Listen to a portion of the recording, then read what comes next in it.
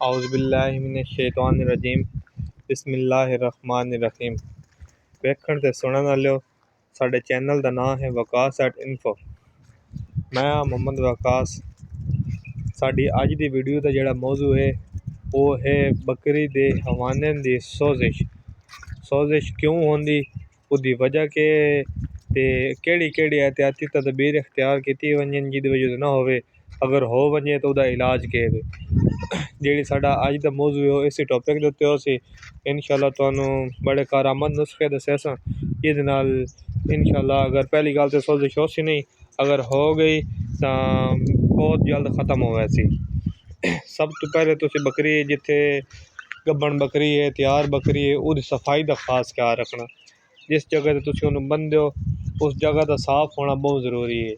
ते तलू गंदगी होंदी, गंदगी की वजह तो वो थण हवाने दे नाल गंदगी लगती है, तो जिसकी वजह तो उन्होंने साड़ू का भी खतरा हो सकता, मिसटाइटस का खतरा हो सकता, तो हवाने की सोजिश उसकी वजह तो ज़्यादा हो वैंदी। तो लिहाजा तुसी सब तो पहले वो सफाई का खास ख्याल रखना। तो बकरी जिस टाइम आखिरी महीने आ वैसी, जिस टाइम तकरीबन वो 15-20 दिन रहिंदे वन, तुसी बकरी नूं झोला चाड़ देना। जिहड़ा वो थण दे उत्ते झोला होंदा ना, कपड़ा से बने होंदा, वो चाड़ देना ताकि तले जेल्ले ना जरासीम उन्होंने लगे नहीं। तो झोला चाड़ के झोले की भी सफाई का खास ख्याल रखना, क्योंकि जिस टाइम बकरी बानी तलू जगह गीली होंदी तो झोला गंदा हो जाता। तुसी अगर झोले नूं 2 दिन तो बाद लाजमी झोले नूं धोना है, ताकि उहदे नाल ही उहदी जरासीमां की वजह तो ज़्यादा ना मसला बन वंजे। क्योंकि असां झोला चाड़ना जरासीमां तो बचण कान, तो वह झोले की वजह तो जरासीम लग वंजन तो बाद उसका फायदा कोई नहीं, उल्टा कम नुकसान हो सकता। तो सब तो पहले तुसी उन्हें झोला चाड़ना, तो झोले की सफाई का खास ख्याल रखना। उस तो बाद तुसी कुछ खुराक ऐसी चीज़ें हैं जिन्हां की वजह तो हवाने दे उत्ते सोजिश आ वैंदी, उस खुराक वो चीज़ां तुसी कम कर देनियां। तो वो हुण केड़ी केड़ी चीज़ां हैं, नमकियात वाली चीज़ां जिन्हां दे नमक होंदा, जिहड़ी तुरश चीज़ां हैं वो तुसी नहीं देनियां, उन्हां दी वजह तो सोजिश हो सकती है। हुण मिट्ठा सोडा तुसी आखिरी महीने दे विच बकरी दा बंद कर देना। ज़्यादातर मिट्ठा सोडे की वजह तो तुसी अगर कोई वंडा खवा रहे हो उहदे विच बिलफर्ज है नमक है, तुसी आखिरी महीने दे विच नमक बंद कर देना। तो जिस टाइम तुसी नमक बंद करे सो उसकी वजह तो ही तुहाडी सोजिश ना होने का खतरा है, मतलब वो सोजिश ना हो सी। नमक नहीं देना, मिट्ठा सोडा नहीं देना। उस तो बाद वंडे दे तुसी अगर मकई खवा रहे हो तो मकई बंद कर देनी, मतलब जिहड़ी बादी वाली चीज़ां ना ये तुसी नहीं देनियां। ये उसकी खुराक दे विच एहतियाती तदबीर हैं, मतलब तुसी नमक नहीं देना, मिट्ठा सोडा नहीं देना, मकई नहीं देनी। उस तो बाद अगर हुण बिलफर्ज सोजिश हो गई है, हुण तुसा इसदा इलाज क्या करना। डिलीवरी तो पहले पहले बकरी नूं सोजिश हो गई है, तो हुण सोजिश इतनी ज़्यादा हो गई है भाई उहदे थणन तुसी बहुत सख्ती नहीं करनी। उस टाइम जिस टाइम बकरी दे थण ते सोजिश होई होंदी, उस टाइम दा इतना नाजुक मामला होंदा भी उहदे थण बिल्कुल बरीक हो वैंदे ते उन्होंने थोड़ा जिहा तुसी छिड़िया सो तो उहदा थण फटण का खतरा है, उत्ते जख्म हो वैंदे ते थण पाट वैंदा, उसकी वजह तो बड़ा नुकसान होंदा। लिहाजा तुसी उहदे उत्ते बहुत सख्ती नहीं करनी, बहुत सख्त हाथ नहीं लावने। सोजिश हो गई है तो तुसी एक तो सब तो पहले ये करना भाई, अगर थोड़ी सोजिश है ना, एक वैब्रोसाल का सिरप मिलता, वो तुसी जितना वड्डी बकरी है तो 40 सीसी उन्होंने सुबह मिला पिवा देना, 20 सीसी शाम में पिवा देना, या 30 सीसी सुबह शाम पिवा देना वैब्रोसाल वाला सिरप। वो कोई अंदर मसाइल है तो उन्होंने कवर कर लिया सी। उस तो बाद हुण डिलीवरी तो पहले उन्होंने तुसी वेदे पे सोजिश आ गई है, तुसी इंज करना भाई 2 सब्ज़ मिर्चां ले लैनियां, वो तुसी उन्होंने सुबह देनियां तो 2 सब्ज़ मिर्चां शामी देनियां। ये नाल कंट्रोल होवे सी, अगर कम ना होई तो जितनी हो गई उस तो ज़्यादा ना हो सी। उस तो बाद तुसी जिस टाइम इहदा आखिरी महीना चलना उस टाइम तुसी इहदे वंडे दे विच या उंज आम रूटीन ही तुसी इनू काली मरच शुरू करनी। काली मरच दा काम ही यही होवे, किसी जगह ते भी कोई सोजिश होवे उन्होंने ख़त्म कर देना। काली मरच सोजिश करन बहुत ज़्यादा मुअस्सर है, तो काली मरच तुसी इनू देनी है। अगर हुण सोजिश आ गई है तुसी हुण क्या करना, काली मरच दी 1 चम्मच ले लैनी, तो 1 चम्मच काली जीरी दी ले लैनी। काली जीरी ते काली मरच इन्हां दोवां नूं तुसीं मिक्स कर लेना, कुट लेना। तो देसी घी मिल वंजे या कुंदा कोई डालडा घी मिल वंजे, उहदे विच तुसीं इन्हां दोवां नूं मिक्स करके वो बकरी नूं दे देना। सुबह एक बारी देनी ये वाली खुराक, बल्कि शाम नूं देनी, तो अगू अगले दिन फिर शाम नूं देनी।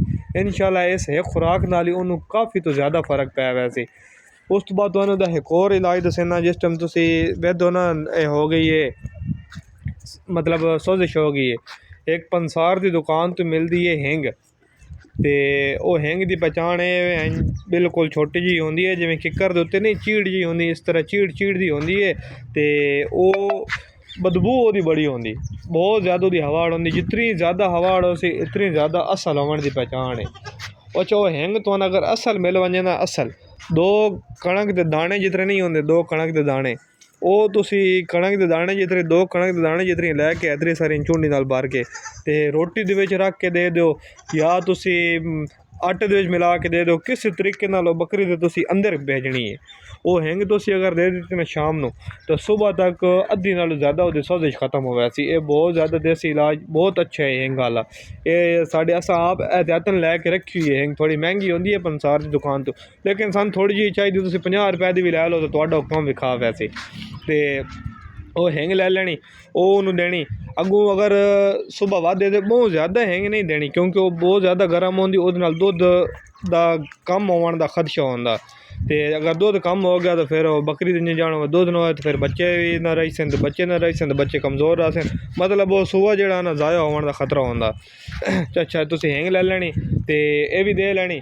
तो उस तो बाद अगर तुसी जिसले बकरी बच्चा डिलीवर कर लैंदी है सोजिश के दौरान ही, सोजिश तो बाद तुसी जेह्ड़ा ना उन्होंने नमक दे सकते हो डिलीवरी तो बाद। जिस टाइम बकरी डिलीवर कर लैंदी उसकी खुराक का सारा जो सिस्टम है ना उल्ट हो वैंदा। जेह्ड़ी चीज़ां डिलीवरी तो पहले नहीं दे सकिंदियां वो चीज़ां दोबारा दे सकिंदियां। मतलब तुसी उन्हें नमक ही दे सकते हो, सोजिश तो बाद फौरन तुसी उन्हें नमक वाला पानी देना, नमक वाला पानी दे सो दे नाल ओह जेह्ड़ा ना जेर बड़ी जल्दी फेंक दे सी। ते तुसी हुण ओह दे दित्ता, उस तो बाद हुण तुसी क्या करना है, इनू जिस टाइम तुसी ओह दे ली है ना, मिट्ठा सोडा भी दे, मिट्ठा सोडा बंद कर देना। एक होर भी तुसी एहतियाती तदबीर करनी भाई, जदों जिस टाइम बकरी दी सोजिश होई होंदी ना, बाद बंदे कवा बढ़ा के देने विच गुड़ पा के दे देने, या वैसे कोई भी खुराक देनी ना गुड़ च मिक्स करके देने। ये बहुत वड्डी गलती हो वैंदी सोजिश के दौरान। मिट्ठा इस कण इंज है जिवें जहर है, जिस टाइम सोजिश हो उस टाइम वह मिट्ठा बंद कर देना, चाहे गुड़ है चाहे चीनी है, किसी किस्म की चाहे मिट्ठा नहीं देना। अगर उसकी सोजिश खत्म हो गई तो उसे दोबारा गुड़ दो, उसकी सोजिश दोबारा वध वैसी। लिहाजा जितने तक फुल सोजिश खत्म नहीं हो वैंदी उस टाइम तक तुसी गुड़ नहीं देना। तो उम्मीद है तुहानू वीडियो अच्छी लगी हो सी, जी मैं एहतियाती तदबीर दसियां तुसी वो एहतियाती तदबीर इख्तियार करनी है। तो इलाज दोबारा सुन लो, वैबरोसाल सिरप एक तुसी पिला देना डिलीवरी तो पहले, उस तो बाद तुसी उन्होंने काली जीरी ते काली मरच घ्यो दे विच मिक्स करके 3 दिन देनी लगातार। उहदे नाल इंशाअल्लाह इहदी कोई थोड़ी बड़ी भी जिहड़ी अगर रह गई होई ना सोजिश वो ख़त्म हो वैसी। ते हिंग जिहड़ी मैं तुहानू दसी वो भी तुसी उन्होंने 2 कणक के दाने जितनियां 2 ध्याड़े लगातार देनी, उहदे नाल ही ओहदी सोजिश खत्म हो वैसी। ते होर अगर किसी किस्म का कोई सवाल होवे तुसी कमेंट च पूछ सकते हो।